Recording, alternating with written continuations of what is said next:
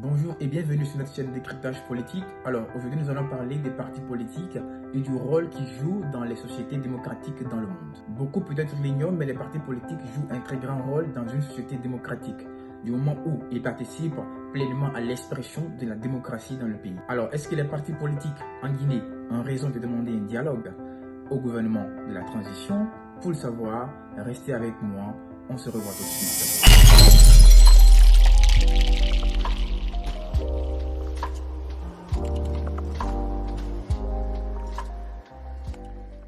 Alors, comme je le disais dans l'introduction, les partis politiques ont une très grande importance dans les sociétés démocratiques, car qui parle de démocratie parle forcément de partis d'opposition. Parce qu'un État démocratique sans parti d'opposition devient donc une dictature. Avant donc de parler des rôles des partis politiques dans un État démocratique, nous allons bien évidemment définir ce que c'est qu'un parti politique. D'abord, il faut savoir que les partis politiques modernes sont apparus au 19e siècle.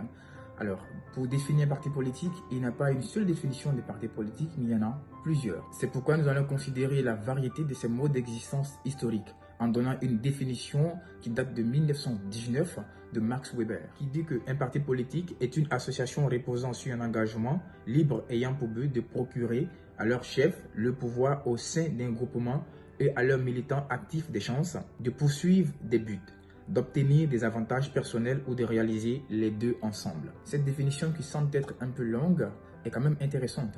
Mais nous allons aller avec deux autres définitions qui vont faciliter la compréhension de tout le monde. Alors, il y a une définition qui me plaît particulièrement, c'est la définition de Joseph Lapalambara et de Milan Werner dans Political Parties and Political Development, publié en 1966. Alors, dans la définition, ils disent que un parti politique est une organisation durable, c'est-à-dire une organisation dont l'espérance de vie politique est supérieure à celle des dirigeants en place. Une organisation locale bien établie et apparemment durable, entretenant des rapports réguliers et variés avec l'échelon national. Une définition très intéressante. Alors, deux choses doivent attirer votre attention dans cette définition. Il s'agit bien sûr de, premièrement, l'expérience de vie politique est supérieure à celle de ses dirigeants en place. À ce niveau, j'aimerais applaudir Sidya Touré qui a décidé tout récemment de se retirer en tant que dirigeant de son parti politique. C'est vraiment à applaudir. Et deuxièmement, c'est entretenant des rapports réguliers et variés avec l'échelon national. On n'a pas forcément besoin des partis politiques qui sont uniquement visibles lors de l'approche d'une élection présidentielle ou législative. Non, on a besoin des partis politiques qui sont actifs et réguliers. Alors après avoir donné ces deux définitions qui nous ont aidé à comprendre un peu ce que c'est qu'un parti politique, il y en a plusieurs, il y en a plusieurs définitions, voilà, de plusieurs auteurs d'ailleurs en sciences politiques.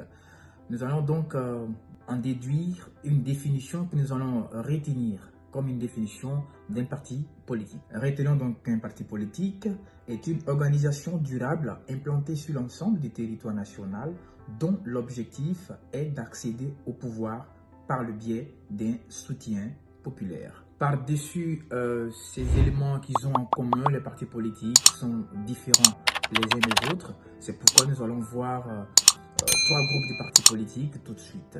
Alors, nous avons au XXe siècle Maurice Duverger qui nous classifie les partis politiques en deux.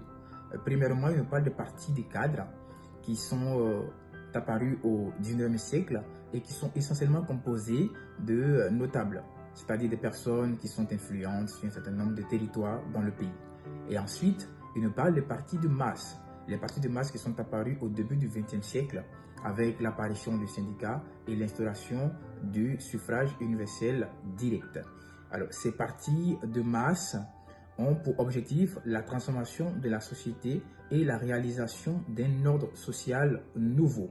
Et également, ils participent à une structuration et une coordination afin de représenter les travailleurs et les classes ouvrières dans les institutions étatiques. À présent, parlons du troisième groupe de partis politiques dont sont à l'image d'ailleurs la plupart des partis politiques en Afrique. Alors, ce sont les partis attrape-tout, qui a été défini par Otto Kirchheimer. Alors, les partis attrape-tout. Attrape-tout qui est traduit de l'anglais et qui veut dire catch all parties, se caractérise donc en trois éléments. Premier élément, le pragmatisme. Donc, il se focalise, je parle bien des partis, donc les partis donc, se focalisent sur le fait de rassembler les électeurs plutôt que de transmettre des idéologies. Et en deuxième position, la personnalité du leader compte plus que le programme du parti. Les électeurs donc votent en fonction du président du parti plutôt qu'en fonction de son programme. Troisième élément donc de ces partis attrape-tout, c'est la confiance que mettent les électeurs sur le leader plutôt que sur son programme idéologique. Malheureusement, chez nous en Afrique, nous avons ce groupe de partis politiques qui cherchent forcément à rassembler le maximum de possible d'électeurs plutôt que de transmettre leur idéologie. Ce qui est dommage pour nous Africains, mais je pense qu'avec le temps, ça va changer. À présent, parlons du rôle des partis politiques en Guinée, qui a été défini dans la charte qu'a publiée le CNRD. L'article 6 de la charte en question stipule que les partis politiques concourent à l'expression du suffrage. Et qui parle du suffrage parle du vote. Et qui parle de vote parle de processus dans lequel les citoyens octroient leur voix à tel ou tel leader politique. Et qui parle de vote parle forcément d'un vainqueur. Et là où on parle de vainqueur, on parle de la démocratie. Donc, en un mot, les partis politiques concourent à l'expression de la démocratie dans le pays. Alors, je crois que les partis politiques, quand même, méritent d'être consultés. Il doit y avoir donc un dialogue entre le gouvernement de la transition et les partis politiques. Voilà, pour quand même prendre les propositions des partis politiques. C'est cela la démocratie dans un pays. Et de l'autre côté, les partis politiques doivent aussi savoir qu'ils ont des devoirs vis-à-vis de la nation. Parce que dans le même article 6 de cette charte en question, il est dit que les partis politiques doivent incarner la diversité nationale. Mais aussi, ils ont le devoir d'éduquer leurs militants et de promouvoir l'unité nationale et la paix sociale. Nous voici donc à la fin de cette vidéo d'aujourd'hui. Je vous remercie à toutes et à tous d'avoir été présents comme d'habitude. N'hésitez pas à laisser vos impressions dans les commentaires. N'hésitez pas aussi à aller regarder nos précédentes vidéos qui se trouvent sur cette chaîne YouTube. Si vous avez aimé la vidéo, n'hésitez pas de laisser un like sur la vidéo et de la partager. Merci beaucoup et à la prochaine. D'ici là, prenez soin de vous.